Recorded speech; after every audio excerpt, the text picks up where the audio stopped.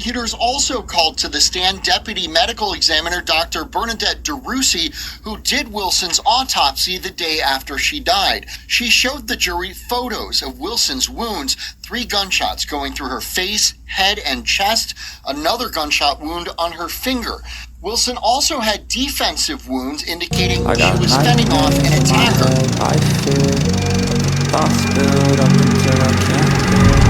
My mind fills up into a creature, and it haunts me somewhere much deeper. I got nightmares in my head, I fear. The thoughts build up until I can't hear. That my mind fills up into a creature, and it haunts me somewhere much deeper. Hello and welcome to True Crime Rocket Science, the most authentic voice in true crime. In this analysis, which I'm recording in Austin, about 10 minutes walk from the courtroom, I'm in a hotel about 10 minutes away, I want to highlight 3 of the most important new facts that have emerged out of the day's testimony. Today was day 8. I also want to share about 6 of my own insights and observations since touching down in Austin and also setting foot inside this courtroom, this Texas courtroom. Before we get to that, if you haven't subscribed to the channel, please do. If you're finding this analysis useful, interesting, please like, share, leave a comment. You can also hit the thanks button, and let's get started. So 3 of the main highlights I want to refer to, I want to emphasize from today's testimony. Well, first of all, very little data was recovered from KAITLIN Armstrong's phone. Why? Well, because a factory reset was done on the morning after Mo Wilson's murder. And it's once again a situation of the absence of evidence is evidence, where we would expect to see evidence and information, well, where there's a big hole there, well, that can present a problem. Now, this is in addition to what we know, which is that KAITLIN turned her phone off at 7:30 p.m. on May 11th and then powered it back on at 9:47 p.m. Now, when last did you turn your phone completely off? Now, the kind of irony is I had to turn both of my phones off today because you're not really allowed to use your phone or refer to your phone or handle your phone at all in the courtroom. But I've got to also wonder, when last did I purposefully turn my phone off? And so the question also to you, when would you say you last turned your phone completely off? Most of us don't do that very often. And so when that happens close to an incident like this, it certainly does raise eyebrows, doesn't it? Number 2, the Texas Department of Public Safety DNA supervisor Samantha Perkins, I thought her testimony was really interesting. She testified that it was highly likely, that's such an understatement, but highly likely that Armstrong's DNA had been found on Wilson's bike. Highly likely in terms of the statistical evidence is really an understatement that makes it seem merely possible. Instead, it's actually highly probable that the DNA found on Mo's bike was KAITLIN's. And this to me is the biggest piece of evidence the prosecution actually have linking Armstrong to the incident. I don't think the prosecution have made enough of a victory dance about this. It's one thing to present the evidence, another thing to summarize it and say, this is what it looks like. And I think another thing that they could have done is asked in a rhetorical way, they don't have to answer it, but say, could there be any innocent explanation for how Armstrong's DNA got there? And obviously the defense would try to show that there might be, through things like contamination, protocol errors, and so on. Number 3, Pamela Mazak, the criminal intelligence analyst, she's also a cold case and missing person. She's with the cold case and missing persons unit, works at the Texas Attorney General's office. She said that Mo Wilson's bike was found at the approximate location where KAITLIN's Jeep was parked for about half an hour. And that is really interesting, that the bicycle was close to where the Jeep was. I think that is also, to some extent, inculpatory. It is suggesting that the person who committed the crime on their way back to their vehicle took the bicycle and dumped it where they did. Now, let's deal with a couple of insights from outside the court. 3 insights from outside the court, 3 from inside. Last night, I headed to Maple Road, and I didn't know exactly what the address was that I was looking for. And I think that was a lot like the situation KAITLIN Armstrong possibly faced when she was in the area. She probably knew the approximate area, but couldn't be certain exactly which address it was. I found the neighborhood completely quiet. Again, I went that night. There's virtually no one around. I was walking around, didn't encounter anyone. There's the odd dog barking. There was also virtually no vehicular traffic either. And this is all close to 10 p.m. Due to large trees obscuring streetlights, the neighborhood also has several dark areas. So if you wanted to stay hidden, you could, just as one sees in the Moscow sort of fabric surrounding the crime scene. Here and there, I noticed a Ring doorbell or some kind of security system that some of them activated, but I'm guessing that many of these were fitted after the fact rather than before this incident, including security to the original residence. I noticed that. I don't think there was any where when the crime scene occurred, but it has subsequently been put in place. And it's important that that does happen, that people do upgrade their security systems. I personally found the neighborhood dark enough at night to be able to easily conceal someone driving around and skulking around as I was.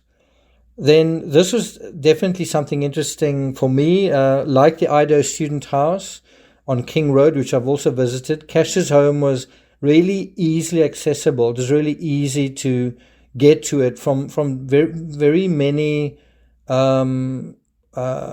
access points. You could access it on foot, via an alleyway or a corridor, or both, or via vehicle, via both of those corridors or alleys. There were at least 3 roads that one could use to access her home. And as I say, there was a corridor right next to her home that one could just walk up to from Maple Road. In other words, you didn't need to walk all the way around. You could walk simply straight up through this corridor from Maple Road. And that made me wonder, is that where KAITLIN or the perpetrator parked their vehicle? I parked just off Maple Road, but I do think if this is the bamboo hedge where the bicycle was found, because then KAITLIN parked in this area, in this alleyway, which is definitely a lot more secluded, and there's a lot less line of sight than on the main road. It also gives kind of main access to that stairwell side of Cash's residence. Then the third point, the distance from Maple Avenue to KAITLIN and Colin's home, I drove that myself. It wasn't necessarily far, didn't take really long, but one would imagine that there would be dozens, if not hundreds, of CCTV spots that could have shown, that could have helped map the path of KAITLIN's vehicle and KAITLIN's vehicle and Colin's motorcycle traveling in both directions. This is an area Moscow PD did really well in, and Austin PD, I think, could have done better had they acted sooner. That's something that may be missing to some extent from this case. On the other hand, KAITLIN's vehicle telematics, I think, do the job of saying where the vehicle was, and I think reveal a great deal about the vehicle's movements that night. Even so, I still think the CCTV is useful. Insights from inside the court. It really was heartbreaking seeing these images of Mo Wilson on screen, deceased, her body displayed on the 5 big screens above the gallery. It's a large crowd of people looking at a dead girl. Death is an insult, but murder is so much more unacceptable, especially when it's a beautiful young person. I must say, some of the images of her face, it was hard to recognize her. As a former cyclist myself, I recognized just the muscular leg muscles and cycle tan in one of the images. It just gave me a kind of a sense of confirmation that this wasn't just a girl, but someone who was performing at a high level, who was fit, who was training regularly, who was self-disciplined, who had a lot going on. Perhaps, and that is quite idiosyncratic to this case, that this is a case dealing with cyclists, plural, and perhaps someone who didn't feel like she fitted into that community. Perhaps the most moving picture was one of her hand, just this portrait of her hand, almost appearing to be a living hand with a large asterisk-like piece diced out of her finger. Her finger was sort of curled over. It's hard to tell you what I'm getting at without showing you the picture. Another disturbing portrait was her naked upper torso, shown briefly, showing a small red pea-sized hole midway through her chest, slightly off to the right side. Now, in all of the bullet wounds, the entry and exit points gave an impression of someone who was backing away, ducking, holding out her hand towards her attacker when she was shot. It really did give a clearer sense of probably what were Mo's last moments. And also the fortitude, the determination, the intentionality of the perpetrator. I'd imagine that she was shot to the front of her face, but Mo was clearly taking evasive action. She was trying to escape and defend herself, trying to look away from the weapon that was pointed directly at her. Part of that involved, I believe, ducking or trying to duck under the line of fire. She was shot, one of those 3 gunshots, she was shot behind the ear with a bullet emerging through the center of her chin, closer to the neck and throat. That is the result of someone ducking and diving as they attempt not to be shot. Then, in terms of my observations of KAITLIN in court, she was smaller and less attractive than I expected. Also fairly pale. She also seemed to be moody, if that's the word. Sometimes just the look on her face seemed kind of sulky. She remained frozen most of the time, hardly moving at all or looking at anyone. She basically appeared calm. Her interactions with the counsel were fairly minimal, a lot less than Laurie Vallow, a lot less animated. When she first entered the court, she didn't so much as glance at the gallery. Didn't seem to glance anywhere, really. She did seem to glance back quickly both times when she left through a nearby side exit. I did notice KAITLIN seemed to be writing notes as the autopsy photos were shown. You've got to wonder what she's thinking when this is on screen. At one point, she seemed to be twirling her pen. I wasn't close enough to see whether her face flushed or turned red or see any emotion, but it did seem to me that there was a flushing of her cheeks. I don't know if that was my imagination. It was hard, even as a non-family member, for me not to feel angry when those photos of Mo appeared. This is what somebody deliberately did to her. And so I couldn't help wondering, does KAITLIN herself still feel angry? Was she feeling angry in court, even, when confronted with something that she perhaps did? Number 3, I thought the Texas court, this is just in terms of broad impressions of the Texas court compared to another one, I thought they made quite good use of the display screens. But, for example, during the ballistics testimony, which was how this morning started off, I think they could have used it a lot more. They did use it, but not very much. I also think they had a mature attitude to showing autopsy photos. I think that is what happens typically in courtrooms. And I don't think the draconian approach in Idaho is the right way of going about it. Of course, most parents weren't present through this part of the testimony, which can sometimes make that uncomfortable, thinking about the feelings of family members and friends and people close to the victim. That said, shortly before the autopsy photos were shown, there was suddenly a shift. There was something like 3 or 4, maybe even half a dozen deputies that suddenly entered the courtroom. They were suddenly sort of surrounded the gallery. I think to keep tabs on perhaps mischievous YouTubers who might be tempted to pull out their phones and take photos of Mo's injuries. And I think that is something that courtrooms need to be careful of and wary of. I think there are opportunistic people that would try to do that. and then try to circulate these into social media for their own benefit, and of course in so doing fucking up the trial. I do think banning the use of all cell phones is effective to control the social media aspect. I think it's a good protocol for courtrooms to get on with what they need to be doing without having to deal with phones going off, which invariably does happen, and people fiddling with their phones, which invariably happens as well. The downside, though, is it creates difficulties for journalists to keep their laptops charged for the entire court day, which is 6 to 8 hours. I think one thing they can do to help the journalists is perhaps provide power sources and plugs or charging points inside the court. That would certainly help us.